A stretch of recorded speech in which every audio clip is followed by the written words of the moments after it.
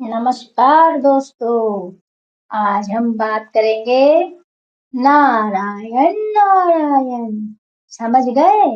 नारद मुनि जी के बारे में। नारद मुनि नारद मुनि का जन्म विभिन्न पुराणों और शास्त्रों में विभिन्न रूपों में वर्णित किया गया है। उनका जन्म ब्रह्मा जी के मानस पुत्र के रूप में हुआ है। मानस पुत्र अर्थात वह ब्रह्मा जी के मन से उत्पन्न हुए हैं। आपको पता है इसके पीछे भी एक कहानी है, तो आओ शुरू करें। बहुत समय पहले नारद मुनि अपने पूर्व जन्म में उपब्रह्मण नाम के गंधर्व थे। गंधर्वों का जीवन संगीत और आनंद से भरा होता है। उपब्रह्मण भी अन्य गंधर्वों की तरह सुंदर, सुरीले और आकर्षक थे। उनका गाना इतना मधुर था कि स्वर्ग के देवता तक मोहित हो जाते थे।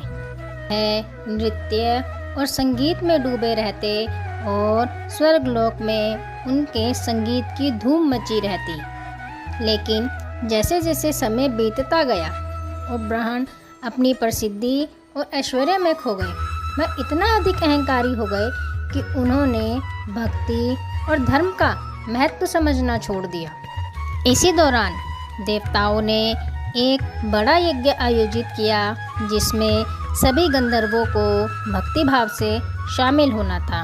लेकिन उपब्रह्मण ने यज्ञ की गंभीरता को ना समझते हुए इसे एक आम आयोजन समझा और वहाँ भी नृत्य और गायन में लीन हो गए। उपब्रह्मण की यह हरकत देखकर देवता अत्यंत नाराज हुए और जब यह बात ब्रह्मा जी के सामने पहुंची तो उन्होंने गंधर्व उपब्रह्मण को अपने पास बुलाया। ब्रह्मा जी ने गुस्से में कहा, तुम्हारा यह आचरण भक्ति और धर्म का अपमान है। तुमने यज्ञ और भक्ति का अपमान किया है, इसलिए मैं तुम्हें श्राप देता हूँ कि तुम गंधर्व लोक से गिरकर एक दासी के यहाँ जन्म लोगे, जहाँ तुमको सच्ची भक्ति का महत्व समझ आएगा। यह सुनकर उपब्रह्मण स्तब्ध रह गए। वह समझ गए थे कि उनके अहंकार और अनुशासनहीनता ने उन्हें इस कठिन परिस्थिति में डाल दिया है। लेकिन ब्रह्मा जी के शाप ने उनकी एक नई यात्रा का प्रारंभ किया, जिसने उपब्रह्मण के जीवन को पूरी तरह से बदल दिया। ब्रह्मा जी के शाप के कारण उपब्रह्मण का गंधर्व जीवन समाप्त हो गया। वह एक दासी पुत्र के रूप में जन्मे। उनका जीवन अब पूरी तरह से बदल चुका था।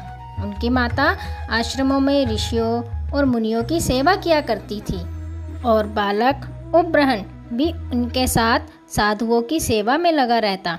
यहीं से उनके भीतर भक्ति और तपस्या का बीज अंकुरित हुआ।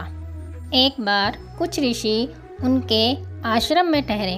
उपब्रह्मण उनकी सेवा करते और उनके उपदेश सुनते। साधुओं की कृपा और उनके उपदेशों ने नारद के हृदय में भक्ति और ईश्वर के प्रति गहरी श्रद्धा उत्पन्न कर दी। उनके जीवन का यह मोड़ उन्हें भविष्य में एक महान तपस्वी और भक्त बनने के लिए तैयार कर रहा था।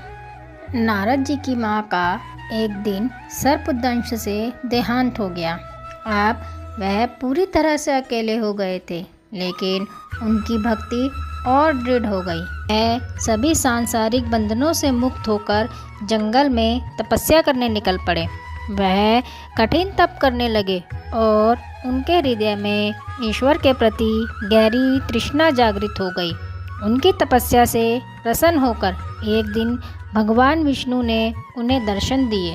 भगवान विष्णु ने नारद से कहा, तुम्हारी भक्ति और तप से मैं अत्यंत प्रसन्न हूँ। इस जीवन के अंत में तुम मेरे पार्षद बनोगे और अगले जन्म में तुम ब्रह्मा जी के पुत्र के रूप में जन्म लोगे।